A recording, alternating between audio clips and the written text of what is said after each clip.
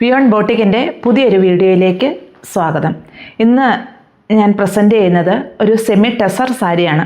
ഇതൊരു navy blue ഷെയ്ഡിൽ silver thread വർക്കാണ് ഇതിൽ വന്നിരിക്കുന്നത്. ഇതിൻ്റെ പല്ലു പോർഷൻ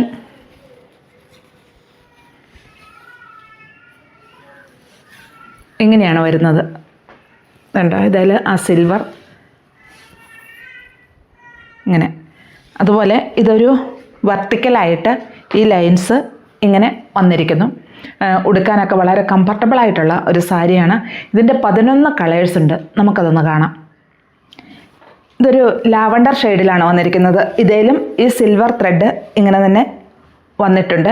ഇത് നമുക്ക് ഒറ്റ ഫ്ലീറ്റായിട്ടോ അതുപോലെ ചെറിയ ഫ്ലീറ്റ്സ് ആയിട്ടോ നമുക്ക് ഈ സാരിയെ വെയർ ചെയ്യാൻ ഒരു പ്രോബ്ലം ഇല്ല. കാരണം ട്രാൻസ്പെറൻ്റ് അല്ല, ഒതുങ്ങി കിടക്കുന്ന ഒരു മെറ്റീരിയലാണ്. ഒട്ടിക്കിടക്കില്ല, ഒതുങ്ങി കിടക്കുന്ന ഒരു മെറ്റീരിയലാണ്. വെയർ ചെയ്യാൻ വളരെ എളുപ്പമാണ്. ഇതിൻ്റെ ഷെയ്ഡ് ഒരു മൂവ് കളറിലാണ് വന്നിരിക്കുന്നത്. അതുപോലെ ഇതിൽ സിൽവർ ത്രെഡും വർക്കും വന്നിരിക്കുന്നു. സാരിയുടെ വർക്കുകളെല്ലാം സെയിം തന്നെ, കളറിൽ മാത്രമേ മാറ്റമുള്ളൂ. അതുപോലെ ഈ ലൈൻസ് ഇങ്ങനെ വരുന്ന കാരണം, വെർട്ടിക്കലായിട്ട് വരുന്നത് കാരണം എന്താണെന്ന് വെച്ചാൽ നമുക്ക് ഒത്തിരി തടിയുള്ളവർക്കായാലും വണ്ണമുള്ളവർക്കൊക്കെ ഇച്ചിരിയുടെ വണ്ണം കുറഞ്ഞു തോന്നിപ്പിക്കാനും ഈ ഡിസൈൻ ഒത്തിരി അനുയോജ്യമാണ്. ഇത് നല്ലൊരു ഗ്രേപ്പ് വൈൻ ഷെയ്ഡാണ്. ഇതിലും ആ ത്രെഡ് വർക്ക് ഞാൻ ഇത് കാണാൻ പറ്റുമെന്ന് തോന്നുന്നു. ഞാൻ ഈ വെയർ ചെയ്തിരിക്കുന്നത് അത് തന്നെയാട്ടോ, വേറെ ഒരു മാറ്റവും ഇല്ല. എല്ലാത്തിലും ഡിസൈനുകളെല്ലാം സെയിം, കളറിൽ മാത്രമേ മാറ്റമുള്ളൂ. റേറ്റ് 1079. ഇത് ഗ്രേപ്പ് വൈൻ്റെ തന്നെ ഒരു ലൈറ്റ് ഷെയ്ഡ്. എല്ലാ കളറുകളും ഒന്നിനൊന്ന് ഭംഗി തന്നെയാണ്.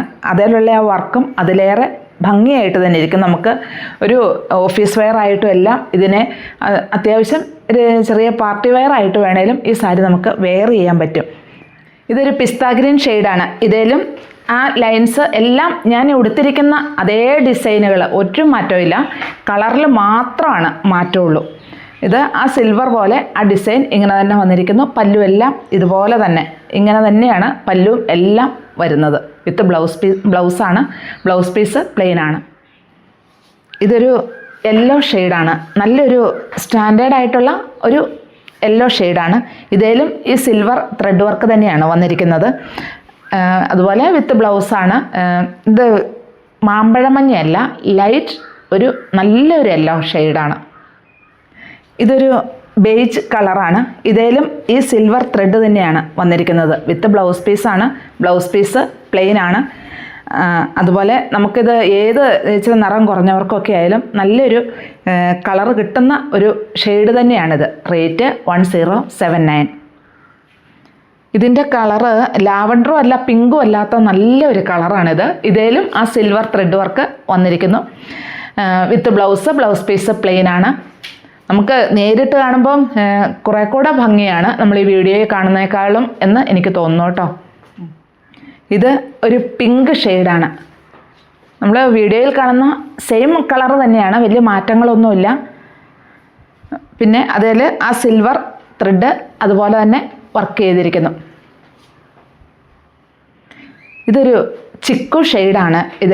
അതിലും ആ സിൽവർ ത്രെഡ് വർക്ക് അങ്ങനെ തന്നെ വന്നിരിക്കുന്നു. വിത്ത് ബ്ലൗസാണ്. Blouse piece പ്ലെയിനാണ്.